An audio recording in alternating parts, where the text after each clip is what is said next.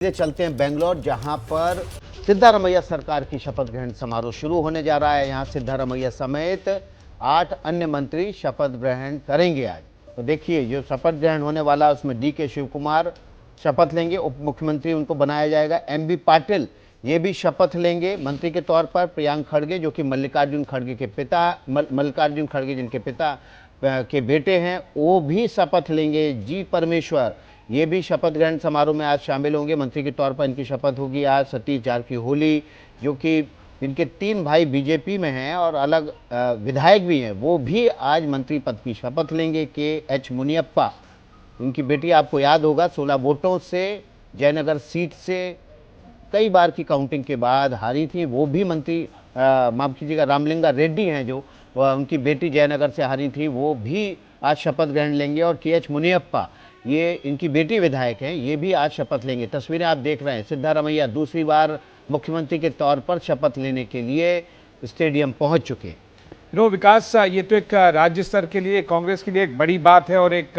Lok Sabha election से पहले एक बूस्टर डोज के तौर पर काम करेगा। लेकिन आज के शपथ ग्रहण समारोह में अगर हम देखें तो इसके राष्ट्रीय स्तर पर भी कई ज्यादा स्ट्रांग मैसेजिंग के लिए इस्तेमाल किए जाने की कोशिश है कांग्रेस पार्टी द्वारा, जहां पर न केवल कांग्रेस के कुछ बड़े लीडर्स जैसे कि आनंद शर्मा आपको दिखाई दे रहे हैं, बल्कि यूपीए के कई बड़े लीडर्स को, जो यूपीए अलायंस बाकी पार्टी मेंबर्स हैं, उनके भी नेता वहां पर आएंगे।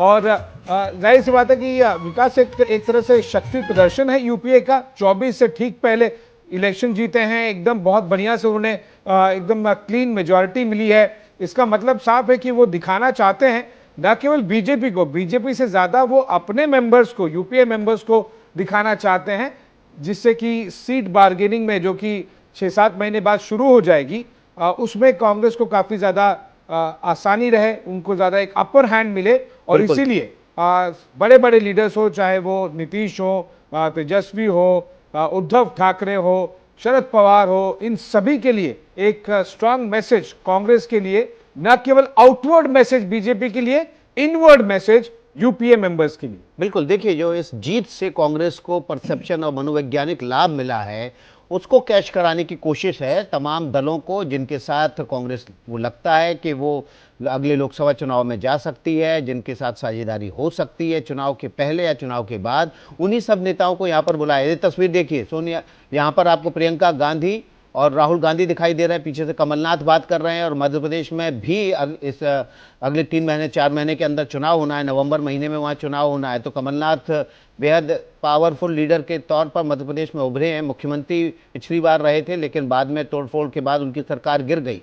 तो ये जो आप बात कर रहे थे आशीष की, इस जीत से कर्नाटक की बड़ी वजह से कांग्रेस का जो परसेप्शन अच्छा हुआ है, सुधरा है, कार्यकर्ताओं में जोश है। और इसके जरिए मनोवैज्ञानिक एक जो लाभ कांग्रेस को मिला है, बाकी छोटे दलों पर, क्षेत्रीय दलों पर एक तरह से उनको न्योता देकर उनको साथ रखने की भी कोशिश है। और साथ साथ ये भी जताने की कोशिश है कि कांग्रेस एक बार फिर से उठ खड़ी हुई है, आपको साथ आना होगा। बिल्कुल, और जिस तरह से एक क्लियर मेजॉरिटी मिली है, ये ध्यान दीजिएगा कि जिस तरह से अटकलें शुरुआत में लगाई जाती थी कि शायद जेडीएस सपोर्ट की जरूरत पड़े, और 135 नंबर के साथ में तो एकदम ही क्लियर क्लीन मैंडेट उन्हें मिल गया है और इसको वो भुनाने की पूरी कोशिश करेंगे। आपको तस्वीरों में इससे पहले और कौन कौन लीडर्स है ये देखिए।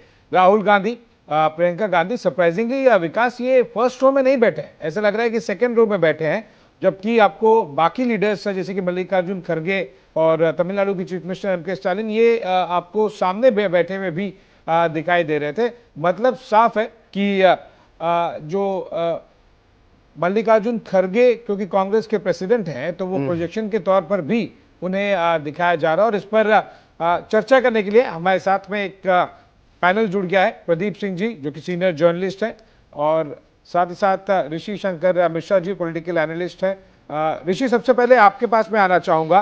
पूरी तरह से भुनाने की कोशिश कर रही है कांग्रेस, ये एक बीजेपी से ज्यादा मुझे लग रहा है इनवर्ड मैसेज है यूपीए अलायंस मेंबर्स के लिए, या फिर जो पोटेंशियल मेंबर होंगे उनके लिए। देखिए, फारूक अब्दुल्ला, शरद पवार, राहुल गांधी, प्रियंका गांधी, मल्लिकार्जुन खड़गे, स्टालिन, सब के सब वहां पहुंचे हैं। और देखिए तमाम जो क्षेत्रीय दलों के नेता हैं उनसे बिल्कुल। मुलाकात करते हुए यहाँ पर मल्लिकार्जुन खड़गे दिखाई दे रहे हैं। प्रदीप जी माफ कीजिएगा, मिश्रा जी मैं आपको बीच में रोक रहा हूँ, तस्वीरें बहुत महत्वपूर्ण आ रही थी। जी अपनी बात ऋषि शंकर जी आप जारी रखिए। देखिए, नो डाउट कर्नाटका के जो नतीजे हैं कांग्रेस के लिए संजीवनी की काम करेगी। हिमाचल के बाद कर्नाटका और खासकर साउथ का वह गेट जहां बीजेपी को एंट्री मिली थी, वहां कर्नाटका में कांग्रेस की जीत कहीं ना कहीं, और खासकर कांग्रेस के जो राष्ट्रीय अध्यक्ष हैं इसी राज्य से आते हैं, तो कहीं ना कहीं खासकर साउथ इंडिया में कांग्रेस को एक बड़ा एडवांटेज मुझे लगता है कि 2024 लोकसभा चुनाव में मिलेगा। और कहीं ना कहीं जो कांग्रेस बैकफुट पे थी, खासकर जो कॉलिशन का कहीं ना कहीं एक परिकल्पना की जा रही थी, और कर्नाटका जीत के विशु बाद जी, मुझे लगता है कि आप कहीं ना अगर कहीं कांग्रेस आप अगर देखें कि कांग्रेस फ्रंट फुट पे फ्रंट आएगी तो फिर बाकी रीजनल पार्टीज यूपी के बाकी मेंबर्स तो फिर अपने आप को फील करेंगे कि वो बोल्ड हो रहे हैं। नहीं, देखिए आशीष जी, मेरा ये मानना है कि कोई भी कॉलिशन का गठन होता है उसमें यदि माइनस कांग्रेस, यदि कांग्रेस की रोल उसमें महत्वपूर्ण नहीं होती है तो गठबंधन के मायने नहीं रह जाते हैं। और मैं आपको कल भी आपके चैनल पे कहा कि 2004 में जिस प्रकार से यूपीए का गठन हुआ था उसमें सोनिया गांधी जी की भूमिका बहुत महत्वपूर्ण थी। उसी तरह मुझे लगता है कि जो वर्तमान में जो कॉलिशन बनेंगे, जो अगेंस्ट बीजेपी बनेंगे, उसमें कांग्रेस का रोल बहुत बड़ा रोल होगा। और खासकर कर्नाटका जीत के बाद मुझे लगता है कांग्रेस फ्रंट फुट पे खेलेगी।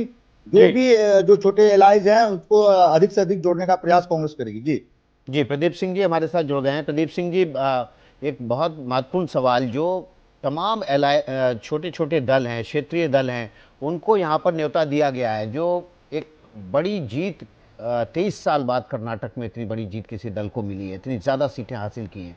यहाँ से जो परसेप्शन कांग्रेस का सुधरा है, जो कार्यकर्ताओं में जोश आया है, उसके ज़रिए तमाम दलों को एक तरह से न्योता भी है और ये भी बताने की कोशिश है कि कांग्रेस फिर से उठ खड़ी हुई है। निश्चित रूप देखिए, कांग्रेस के लिए कर्नाटक की जीत जो है वो एक तरह से संजीवनी का काम कर रही है। कांग्रेस लगातार हार के एक छोटे से राज्य हिमाचल में जरूर जीत मिली, लेकिन उसी के साथ उसी समय गुजरात में हार का सामना करना पड़ा था और बहुत बुरी हार का सामना करना पड़ा था। तो कर्नाटक की जीत एक बड़ा राज्य है, उसमें जीत बहुत बड़ी सफलता है कांग्रेस पार्टी की। लेकिन विपक्षी एकता की जहां तक बात होती है, जितना कांग्रेस मजबूत होगी विपक्षी एकता की संभावना उतनी कम होती जाएगी। उसकी वजह है कांग्रेस मजबूत होगी, चुनाव के बाद विपक्षी एकता हो सकती। मैं चुनाव पूर्व की बात कर रहा हूँ। आप देखिए कि ममता बनर्जी खुद नहीं आई। 2018 याद कीजिए, ममता बनर्जी पूरी सक्रिय रूप से वहां मौजूद थी। अखिलेश यादव नहीं आए जी, तो बुलाया गया था इन दोनों को, मायावती को बुलाया ही नहीं गया। और जिन लोगों को नहीं बुलाया गया उनको छोड़ दें, लेकिन जो लोग आए हैं उनको देखते हुए ये कहा जा सकता है कि एक बार फिर से विपक्षी एकता की कोशिश हो रही है। लेकिन आखिर में बात आएगी सीट एडजस्टमेंट को लेकर, सीट बंटवारे को लेकर, कहां कौन कितनी सीटें लड़ेगा। जो क्षेत्रीय दल हैं वो चाहते हैं कि कांग्रेस 200 सवा 200 सीटों पर लड़े।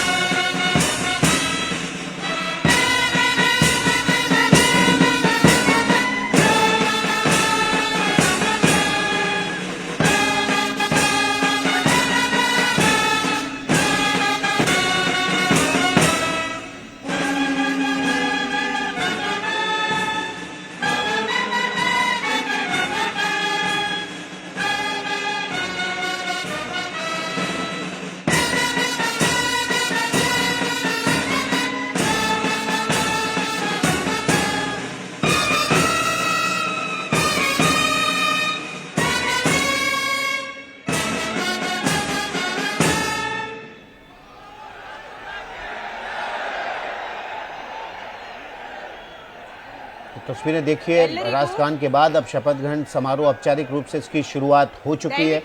थोड़ी देर में मुख्यमंत्री के तौर पर सिद्धारमैया को गवर्नर थावरचंद गहलोत शपथ दिलाएंगे और उसके बाद फिर उप मुख्यमंत्री के तौर पर डीके शिव कुमार को शपथ दिलाई जाएगी।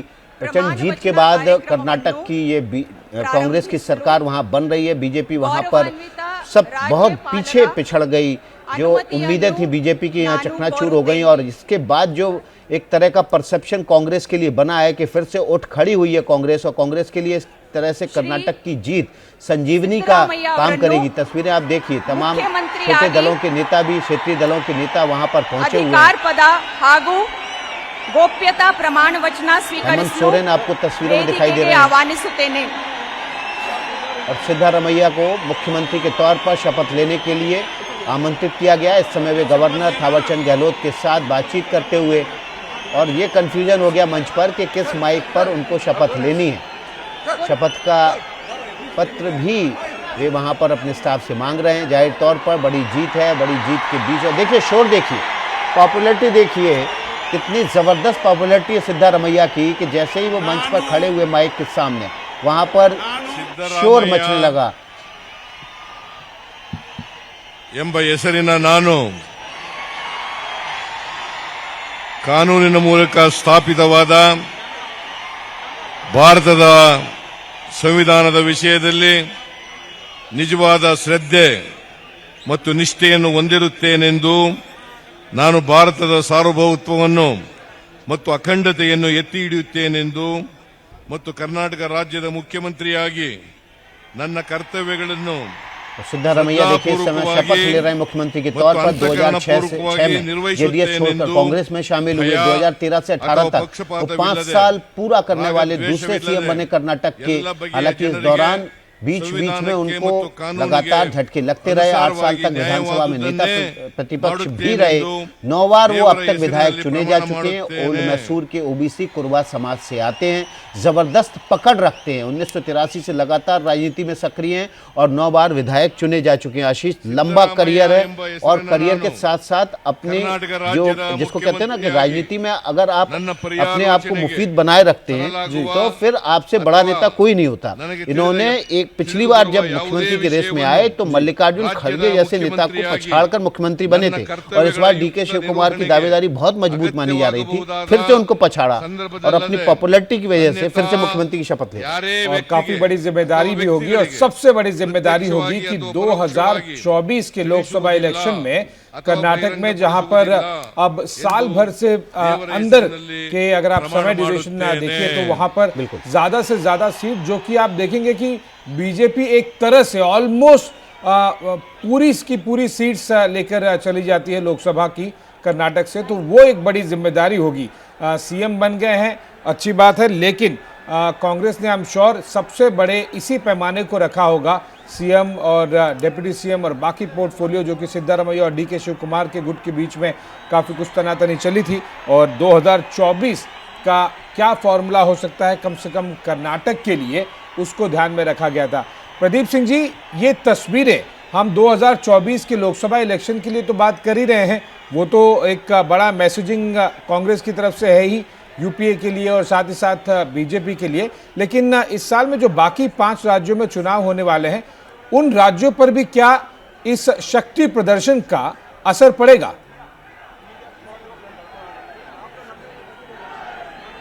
प्रदर्शन का तो मुझे नहीं लगता कोई खास असर पड़ेगा, क्योंकि इन 5 राज्यों में से 3 राज्य ऐसे हैं जहां बीजेपी और कांग्रेस की सीधी लड़ाई है। चौथा राज्य जो तेलंगाना है, वहां से केसीआर की पार्टी बीआरएस है सत्ता में इस समय, उसको इस जो ये गठबंधन की कोशिश है, ये आज जो शो है उसमें बुलाया नहीं गया है। तो इसलिए जो है कांग्रेस के कार्यकर्ताओं पर जरूर इसका असर पड़ेगा, कांग्रेस के नेताओं के मनोबल पर इसका असर पड़ेगा। लेकिन ये कहना कि विपक्ष के इस जमावड़े का असर 5 राज्यों पर पड़ेगा, ऐसा दिखाई नहीं देता।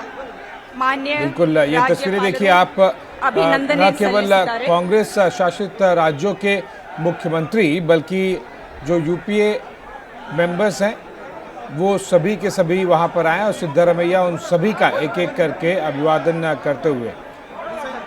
देखिए, अब शपथ ग्रहण के बाद गवर्नर थावरचंद गहलोत उनका स्वागत करते हुए बुके देकर, और जैसे ही सिद्धारमैया मंच के सामने की तरफ आए, एक बार फिर से यहाँ पर जो मौजूद जनता है वो सीटियाँ बजाने लगी, शोर मचाने लगी, चीयर करने लगी अपने लीडर को।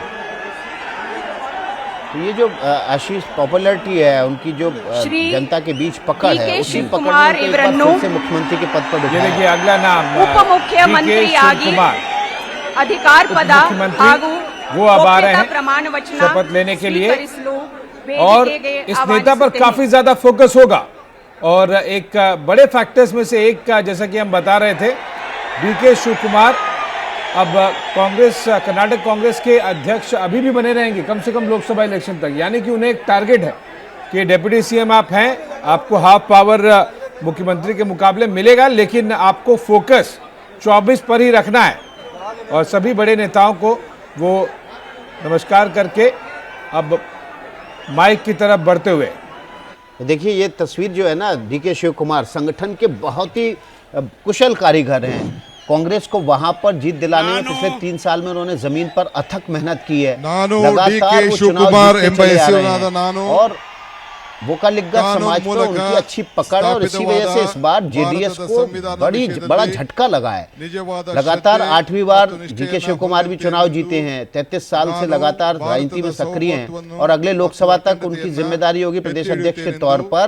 ಮತ್ತು 28 सीटों में से फिर से एक बार ಉಪಮುಖ್ಯಮಂತ್ರಿಯಾಗಿ बीजेपी ನನ್ನ को वहां पर ಕರ್ತವ್ಯವನ್ನು वो इतिहास नहीं ಶ್ರದ್ಧಾಪೂರ್ವಕವಾಗಿ दोहराने देने की ಮತ್ತು जो ಅಂತಃಕರಣದ पिछले 2 चुनावों से ಪೂರ್ವಕವಾಗಿ बीजेपी वहां पर कर रही है। ನಿರ್ವಹಿಸುತ್ತೇನೆಂದು इनफैक्ट अगर आप विकास ಅಥವಾ साहब पिछले ಪಕ್ಷಪಾತವಿಲ್ಲದೆ 4 चुनावों में देखें तो ರಾಗ, बीजेपी के ದ್ವೇಷವಿಲ್ಲದೆ नंबर्स लोकसभा ಎಲ್ಲ ಬಗೆಯ सीट ಜನರಿಗೆ के पॉइंट ऑफ व्यू ಸಂವಿಧಾನ कर्नाटक ಮತ್ತು में ಕಾನೂನಿಗೆ बढ़ते ही रहे ಅನುಸಾರವಾಗಿ और बढ़ते रहे इस कदर कि कांग्रेस जेडीएस तो इक्का दुक्का सीट्स पर ही निपट जा रहे हैं और ऐसे में 28 सीट्स हैं। आपको बता दें कि कर्नाटक में लोकसभा के ऋषि शंकर मिश्रा जी भी हमारे साथ में जुड़े हुए हैं।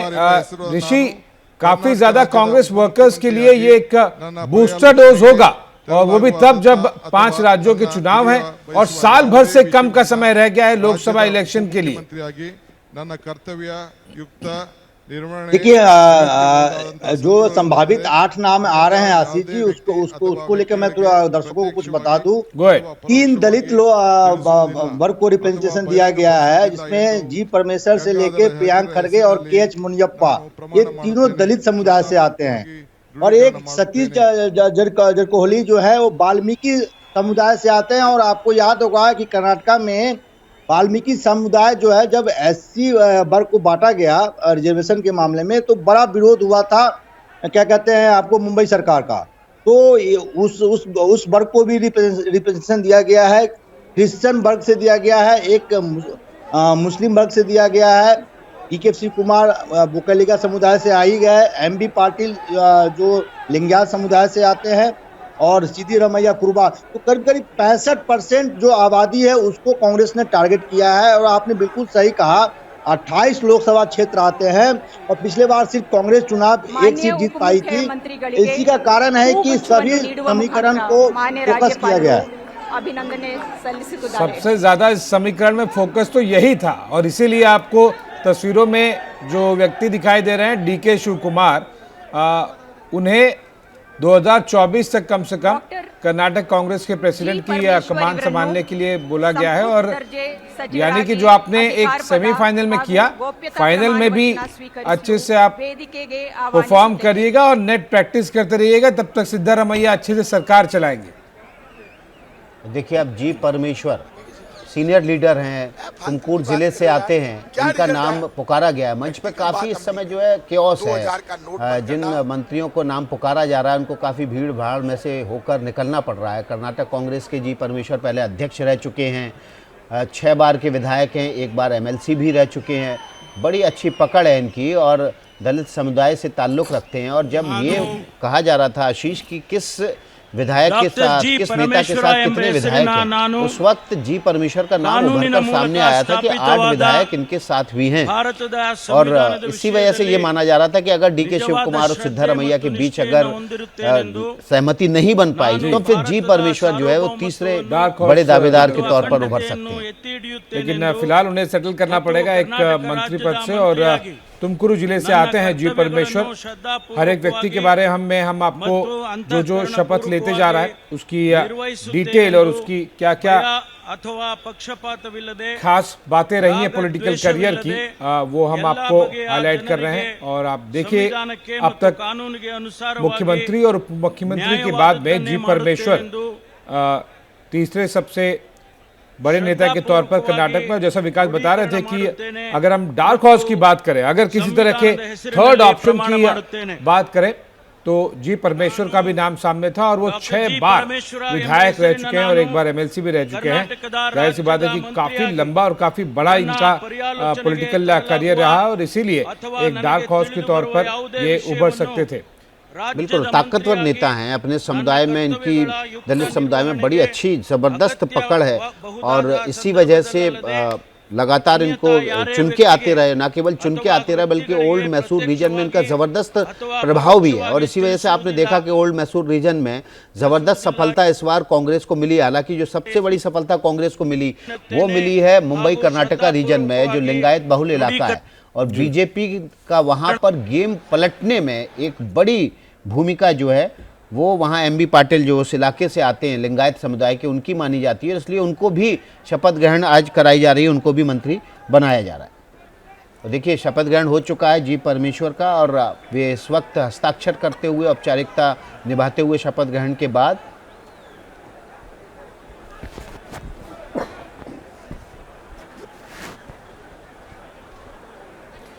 हम आपको ये भी दिखा रहे हैं कि किस तरह से आप सिद्धारमैया मंत्रिमंडल में वंशवाद फैक्टर भी देखिए। सिद्धारमैया के बेटे विधायक रहे हैं, डीके शिव कुमार के भाई सांसद हैं, एमबी पाटिल पिता मंत्री रहे हैं और साथ ही साथ प्रियांक खरगे, मल्लिकार्जुन खरगे के बेटे ये पिता मंत्री रहे हैं, सतीश जरकिहोली 3 भाई विधायक हैं। अपने आप में एक छोटी पार्टी लिए चल रहे हैं परिवार वाली। रामलिंग रेड्डी बेटी विधायक रही है, KH मुनियप्पा बेटी विधायक रहे। तो ये आप वंशवाद फैक्टर अगर आप देखें तो उस परिवारवाद वाली चीज़ों से वो बहुत ही ज़्यादा इंटेंस दिखाई दे रहा है और उससे पीछा छुड़ाना अभी तो फिलहाल काफ़ी ज़्यादा मुश्किल दिखाई दे रहा है। सबसे पहले आया जी परमेश्वर मुख्यमंत्री सिद्धारमैया के साथ, उन्होंने शेक हैंड किया, फिर गवर्नर के साथ फूल लेकर उन्होंने अभिवादन स्वीकार किया। अगला मंत्री कौन, ये आप ध्यान के रखिए कि 5 से 7 जो शुरू में मंत्री आएंगे मुख्यमंत्री और उप मुख्यमंत्री के बाद में, वो की पोर्टफोलियोज रहेंगे और वही दिखाएंगे, बताएंगे कि किस खेमे का, डीके शिव कुमार या फिर सिद्धारमैया ग्रुप के किस ग्रुप की तरफ से ज़्यादा मंत्री और ज़्यादा स्ट्रांग पोर्टफोलियोज मिले हैं। इतनी आसानी से डीके शिव कुमार भी माने नहीं थे।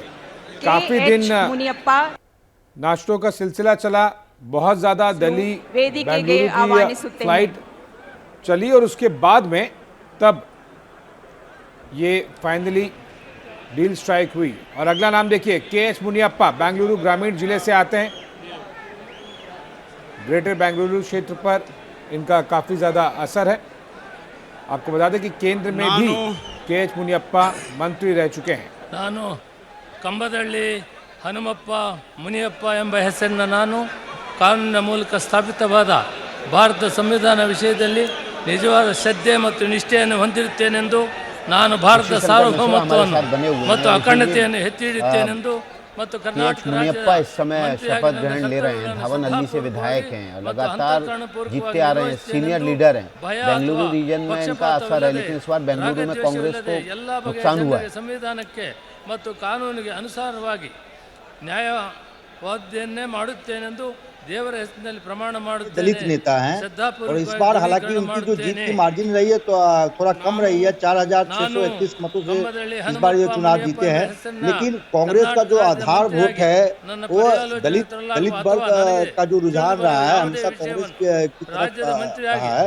इसको नजर रखते हुए कहीं न कहीं KH मुनियप्पा को संभावित कैबिनेट में शामिल किया गया है। हालांकि आज 8 ही मंत्री शामिल होंगे। आशीष जी चीज की चर्चा कर रहे थे, मेरे पास खबर है 10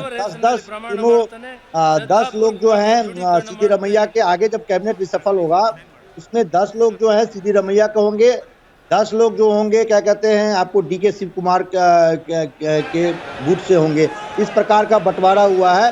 बाकी जो लोग होंगे और वो न्यूट्रल होंगे। जो देखिए आज जो शपथ ले रहे हैं, चाहे के मुनियप्पा हो, एमबी पाटिल हो या सतीश जारकिहोली हो, किसी गुट के नहीं है, क्योंकि ये बड़े नेता हैं और अपने क्षेत्र में इनका अपना प्रभाव है। तो मैं इसे ना इन्हें सिद्धरमैया गुट का मानता हूँ, ना डीके शिव कुमार गुट का मानता हूँ। जरूरत पड़ती थी ऋषि जी, तो मुझे लग रहा था कि ये भी अपने आप में एक गुट और मुख्यमंत्री की रेस वाले नेताओं में से एक थे, जिनके पास खुद ही कई विधायकों का ये जो 8 नेता आज शपथ लेंगे अपने आप में बड़े नेता है जी। जो 8 आज जो नेता शपथ ले रहे हैं, ये इनका अपने अपने क्षेत्र में अपना प्रभाव है, अपने अपने समाज के नेता हैं। तो मुझे नहीं लगता है ना ये डीके शिव कुमार गुट के हैं, ना सिद्धरमैया गुट के हैं। ये बड़े कांग्रेस के नेता हैं जो आज शपथ ले रहे हैं। बिल्कुल। प्रदीप सिंह जी हमारे साथ वरिष्ठ पत्रकार बने हुए हैं। प्रदीप सिंह जी, जो कॉम्बिनेशन तैयार किया गया है आज 8 मंत्रियों का, अलग अलग बिरादरी के, अलग अलग रीजन के, तो कांग्रेस ने पूरे कर्नाटक को एक तरह से बड़े नेताओं के तौर पर साधने की कोशिश की ಹೂಗುಚ್ಛವನ್ನು ನೀಡುವ ಮುಖಾಂತರ ಮಾನ್ಯ ರಾಜ್ಯಪಾಲರು ಅಭಿನಂದಿಸಿದ್ದಾರೆ। चुनौती 2024 का लोकसभा चुनाव, उसको ये इस परफॉर्मेंस को दोहराने की चुनौती है। पिछले 4 लोकसभा चुनाव से भारतीय जनता पार्टी लोकसभा चुनाव में कर्नाटक की लगभग 2/3 सीटें जीतती रही। तो ये एक बीजेपी का रिकॉर्ड है, जिसको तोड़ने और बदलने की कोशिश करनी होगी, क्योंकि डीके शिव कुमार को फिर से जो है अध्यक्ष का भी जिम्मा दिया गया है लोकसभा चुनाव तक, इसलिए उनकी चुनौती और ज्यादा है कि वो जो 2019 का रिकॉर्ड था कांग्रेस का, उसको बेहतर करें, अधिकार पद सीटें कम करें। गोप्यता प्रमाण इसीलिए आज मंत्रिमंडल में आप देख रहे हैं कि सभी जातियों वर्गों का KJ ಜಾರ್ಜ್ ಎಂಬ ಹೆಸರನ್ನು ನಾನು की कोशिश।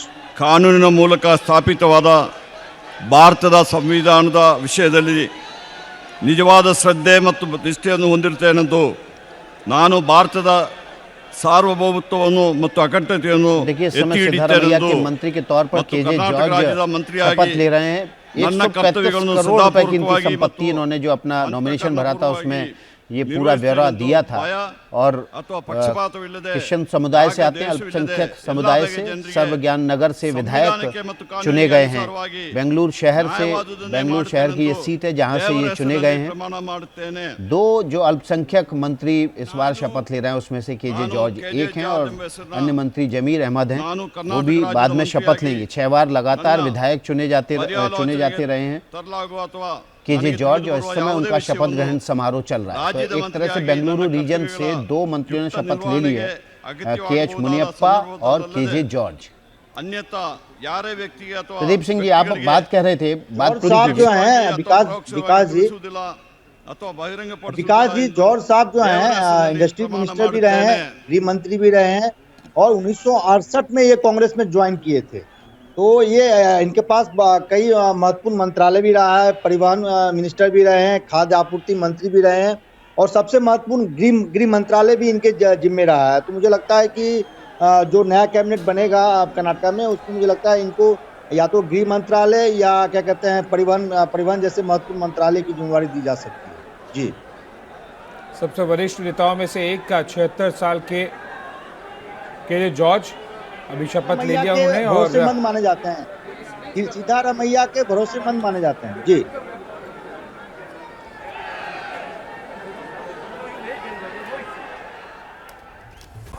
अब्दुल समाद समधानी जी, अनिल देसाई जी, जयंत चौधरी जी, दीपंकर भट्टाचार्य जी, डॉक्टर तिरुमावरियलन जी, कमल हसन जी, प्रेमचंद्र जी, प्रियंका गांधी जी, चीफ मिनिस्टर सिद्धरमैया जी, डीके शिव कुमार जी, स्टेज पे हमारे वरिष्ठ नेता, प्यारे कार्यकर्ता, भाइयों और बहनों, आप सबका यहाँ बहुत बहुत स्वागत, नमस्कार।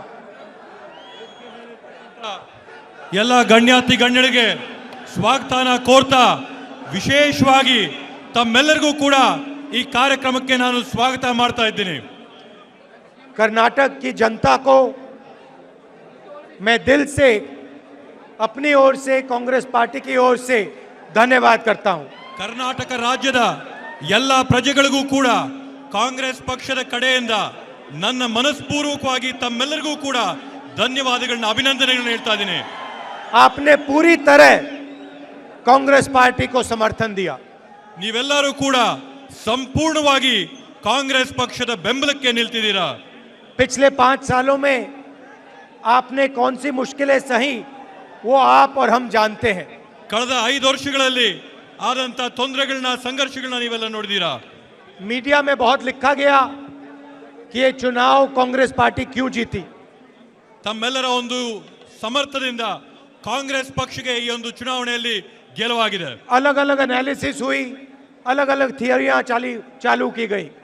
ಕನ್ನಡ ರಾಜ್ಯದಲ್ಲಿ ಇವತ್ತು ಒಂದು ಬದಲಾವಣೆ ಆಗಿದೆ. इस जीत का सिर्फ एक कारण है और ये कारण है कि कांग्रेस पार्टी कर्नाटक के गरीबों के साथ, कमजोरों के साथ, पिछड़ों के साथ, दलितों के साथ, आदिवासियों के साथ खड़ी हुई। ಇವತ್ತು ಈ ಒಂದು ಗೆಲುವಿಗೆ ಕಾಂಗ್ರೆಸ್ ಪಕ್ಷ ಕರ್ನಾಟಕ ರಾಜ್ಯದಲ್ಲಿರ್ತಕ್ಕಂಥ ಬಡವರ ಜೊತೆ, ದಲಿತರ ಜೊತೆ, ಹಿಂದುಳಿದವ್ರ ಜೊತೆ, ಪರಿಶಿಷ್ಟ ಪಂಗಡದವ್ರ ಜೊತೆ ನಿಂತಿದೆ ಅಂತ ಹೇಳಿ ಇವತ್ತು ಈ ಗೆಲುವಾಗಿದೆ. हमारे पास सच्चाई थी और गरीब लोग थे। ಇವತ್ತು ನಮ್ಮ ಜೊತೆ ಹಿಂದುಳಿದವರು, ಬಡವರು ನಿಂತಿದ್ದಾರೆ. बीजेपी के पास धन, दौलत, पावर, पुलिस सारा कुछ था। ಬಿಜೆಪಿ ಅವರ ಹತ್ರ ಆಸ್ತಿ, ಅಂತಸ್ತು, ಐಶ್ವರ್ಯ, ಕಾಸು, ಪೊಲೀಸು ಎಲ್ಲ ವ್ಯವಸ್ಥೆಗಳು ಬಿಜೆಪಿ ಅವರ ಹತ್ರ ಇತ್ತು. और उनकी सारी की सारी ताकत को कर्नाटक की जनता ने हरा दिया। ಆದ್ರೆ ಇವತ್ತು ಅವರ ಎಲ್ಲ ಪ್ರಯತ್ನಗಳನ್ನ, ಕುತಂತ್ರಗಳನ್ನ ಕರ್ನಾಟಕ ರಾಜ್ಯದ ಜನತೆ ಇವತ್ತು ಪರಾಜಿತವಾಗಿ ಮಾಡಿದೀರಾ. उनके भ्रष्टाचार को हरा दिया, उनके भ्रष्टाचार को हरा दिया। ಇವತ್ತು ಅವರ ಒಂದು ಭ್ರಷ್ಟಾಚಾರನ ನೀವು ತಿರಸ್ಕಾರ ಮಾಡಿ ಸೋಲಿಸಿದ್ದೀರಾ. उनकी नफरत को हरा दिया। ಇವತ್ತು ಅವರ ಒಂದು ದ್ವೇಷದ ರಾಜಕಾರಣನ ನೀವು ಸೋಲಿಸಿದ್ದೀರಾ. जैसे हमने यात्रा में कहा था, नफरत को मिटाया, मोहब्बत जीती। ಇವತ್ತು ಕಾಂಗ್ರೆಸ್ ಪಕ್ಷ ಒಂದು ಸ್ಪಷ್ಟವಾದಂತ ಸಂದೇಶ ಕೊಟ್ಟಿದೆ. ದ್ವೇಷನ ಮುಗಿಸಿ ಪ್ರೀತಿನ ಹರಡಿಸಿ ಅಂತ ಒಂದು नफरत के बाजार में कर्नाटक ने लाखों मोहब्बत की दुकानें खोली हैं। ಇವತ್ತು ಈ ಒಂದು ದ್ವೇಷನ ಮುಗಿಸೋದ್ರಲ್ಲಿ ಲಕ್ಷಾಂತರ ಸಂಖ್ಯೆಯಲ್ಲಿ ಕರ್ನಾಟಕದವರು ತಾವೆಲ್ಲ ಕೂಡ ಶ್ರಮ ಹಾಕಿದ್ದೀರಾ. पिछले 5 साल आपने भ्रष्टाचार सहा। ಕಳೆದ 5 ವರ್ಷದಿಂದ ನೀವು ಭ್ರಷ್ಟಾಚಾರನ ನೋಡಿದ್ದೀರಾ. हमने आपसे 5 वायदे किए थे। ನಾವು ನಿಮಗೆ 5 ವಚನಗಳನ್ನ, 5 ಪ್ರಮಾಣಗಳನ್ನ ಮಾಡಿದ್ವಿ. पहला वायदा गृह लक्ष्मी, 2000 रुपए हर महीने महिलाओं को। ನಾವು ಕೊಟ್ಟಂತ ಮೊದಲೇ ಆಶ್ವಾಸನೆ ಗೃಹಲಕ್ಷ್ಮಿ, ಪ್ರತಿಯೊಂದು ಹೆಣ್ಮಗು ಕೂಡ 2000 ರೂಪಾಯಿ ಅಂತ. दूसरा वायदा गृह ज्योति, 200 यूनिट बिजली मुफ्त में। ನಾವು ಕೊಟ್ಟಿದ್ದಂತ ಎರಡನೇ ಮಾತು ನಿಮ್ಮೆಲ್ಲರಿಗೂ ಕೂಡ ಗೃಹ ಜ್ಯೋತಿ, 200 ಯೂನಿಟ್ ಕರೆಂಟ್ ಉಚಿತವಾಗಿ ತಮ್ಮೆಲ್ಲರಿಗೂ ಕೂಡ. तीसरा वायदा अन्न भाग्य, 10 किलो चावल हर परिवार के मेंबर को। ಮೂರನೇ ಕೊಟ್ಟಿದ್ದಂತ ಮಾತು ಅನ್ನಭಾಗ್ಯ, ಪ್ರತಿಯೊಂದು ಕುಟುಂಬದ ಸದಸ್ಯರಿಗೂ ಕೂಡ 10 ಕೆಜಿ ಅಕ್ಕಿ ಉಚಿತವಾಗಿ. चौथा वायदा शक्ति, महिलाओं को फ्री बस ट्रैवल पूरे कर्नाटक में। ನಾಲ್ಕನೇ ಕೊಟ್ಟಿದ್ದಂತ ಮಾತು ಉಚಿತವಾಗಿ ಮಹಿಳೆಯರಿಗೆ ಕರ್ನಾಟಕ ರಾಜ್ಯಗಳಲ್ಲಿ ಬಸ್ಗಳಲ್ಲಿ ಪ್ರವಾಸ ಉಚಿತ. और 5वां वायदा युवा निधि, 3000 रुपए हर महीने ग्रेजुएट्स को और 1500 रुपए डिप्लोमा होल्डर्स को। 5ನೇ ಆಶ್ವಾಸನ ನಾವು ಕೊಟ್ಟಿರ್ತಕ್ಕಂಥದ್ದು ಯುವ ನಿಧಿ ಅಂತ ಹೇಳಿ ಪದವೀಧರರಿಗೆ 3000 ರೂಪಾಯಿ, ಡಿಪ್ಲೊಮಾದವರಿಗೆ 1500 ರೂಪಾಯಿ ತಮ್ಮೆಲ್ಲರಿಗೂ ಕೊಟ್ಟಿದ್ದೀವಿ. मैंने आपसे कहा था कि हम झूठे वायदे नहीं करते हैं। ನಾನು ನಿಮ್ಮೆಲ್ಲರಿಗೂ ಕೂಡ ಮಾತು ಕೊಟ್ಟಿದ್ದೆ, ನಾವು ಸುಳ್ಳು ಆಶ್ವಾಸನೆಗಳು ಕೊಡಂತವರಲ್ಲ. जो हम कहते हैं हम कर दिखाते हैं। ನಾವು ಕೊಟ್ಟಂತ ಮಾತನ್ನ ನುಡಿದಂತೆ ನಡೆಯಂತವ್ರು ನಾವು ಅಂತ ಹೇಳಿದೀವಿ. 1-2 घंटे में कर्नाटक की नई सरकार की पहली कैबिनेट मीटिंग होगी। ಕೆಲವೇ ಗಂಟೆಗಳಲ್ಲಿ ಕರ್ನಾಟಕ ರಾಜ್ಯದ ಪ್ರಪ್ರಥಮವಾದಂತ ಸರ್ಕಾರದ ಕ್ಯಾಬಿನೆಟ್ ಮೀಟಿಂಗ್ ಆಗುತ್ತೆ. उस कैबिनेट मीटिंग में ये 5 हमारे जो वायदे हैं ये कानून बन जाएंगे। ಆ ಒಂದು ಕ್ಯಾಬಿನೆಟ್ ಮೀಟಿಂಗ್ ಅಲ್ಲಿ ನಾವು ಕೊಟ್ಟಂತ 5 ಆಶ್ವಾಸನೆಗಳು ಕಾನೂನಾಗಿ ನಿಮ್ಮೆಲ್ಲರಿಗೂ ಬರುತ್ತೆ. जो हम कहते हैं हम कर दिखाते हैं। ನಾವು ನುಡಿದಂತೆ ನಡೆಯುವಂತವರು ನಮ್ಮ ಕಾಂಗ್ರೆಸ್ ಪಕ್ಷದವರು। सरकार का लक्ष्य जो हमारे किसान हैं, मजदूर हैं, छोटे दुकानदार हैं, युवा हैं, उनकी रक्षा करना और उनके भविष्य को सुनहरा बनाना है। ನಮ್ಮ ಸರ್ಕಾರದ ಗುರಿ ಇರತಕ್ಕಂತದ್ದು ರಾಜ್ಯದಲ್ಲಿರತಕ್ಕಂತ ರೈತರು, ಕಿರಾಣಿ ಅಂಗಡಿದವರು, ಯುವಕರು, ವಿದ್ಯಾವಂತರು, ಉದ್ಯೋಗಕ್ಕೆ ಹೋಗಂತವರು ಅವರೆಲ್ಲರಿಗೂ ಕೂಡ ನೆರವಾಗಿ ನಿಂತ್ಕೋಬೇಕನ್ನಂತದ್ದು हम आपको एक साफ सुथरी नॉन करप्ट सरकार देंगे। ನಾವೊಂದು ಭ್ರಷ್ಟಾಚಾರ ಮುಕ್ತವಾದಂತ ಸುಸಂದ್ರವಾದಂತ ಸರ್ಕಾರನ ತಮ್ಮೆಲ್ಲರಿಗೂ ಕೂಡ ಈ ಸಂದರ್ಭದಲ್ಲಿ ಕೊಡ್ತೀವಂತ ಆಶ್ವಾಸನೆ एक ಕೊಡ್ತೀವಿ। बार फिर कर्नाटक के हर युवा माताओं और बहनों को धन्यवाद। ನಾನು ಮತ್ತೊಮ್ಮೆ ಕರ್ನಾಟಕ ರಾಜ್ಯದ ಎಲ್ಲ ಯುವಕರಿಗೆ, ಅಕ್ಕ ತಂಗಿಯಂದ್ರಿಗೆ, ತಾಯಂದ್ರಿಗೆ ಧನ್ಯವಾದ ಹೇಳ್ತೀನಿ। आपने अपना प्यार और अपनी शक्ति कांग्रेस पार्टी को दी, हम इस बात को कभी नहीं भूलेंगे। ನೀವು ನಿಮ್ಮೆಲ್ಲರ ಪ್ರೀತಿ, ವಿಶ್ವಾಸನ, ಶಕ್ತಿನ ಕಾಂಗ್ರೆಸ್ ಪಕ್ಷಕ್ಕೆ ಕೊಟ್ಟಿದ್ದೀರಾ, ಇದನ್ನ ನಾವು ಯಾವತ್ತೂ ಕೂಡ ಮರೆಯಕ್ಕೆ ಸಾಧ್ಯವಾಗಲ್ಲ। ये सरकार कर्नाटक की जनता की सरकार है, आपकी सरकार है। ಈ ಒಂದು ಕಾಂಗ್ರೆಸ್ ಸರ್ಕಾರ ಕರ್ನಾಟಕದ ಜನತೆಯ ಸರ್ಕಾರ, ತಮ್ಮೆಲ್ಲರ ಸರ್ಕಾರ। और ये दिल से आपके लिए काम करेगी। ಇವರು ಮನಸ್ಪೂರ್ವಕವಾಗಿ, ಶ್ರದ್ಧೆಯಾಗಿ ನಿಮ್ಗೋಸ್ಕರ ದುಡಿತಾರೆ। नमस्कार, जय हिंद। ನಮಸ್ಕಾರ, ಜೈ ಹಿಂದ್।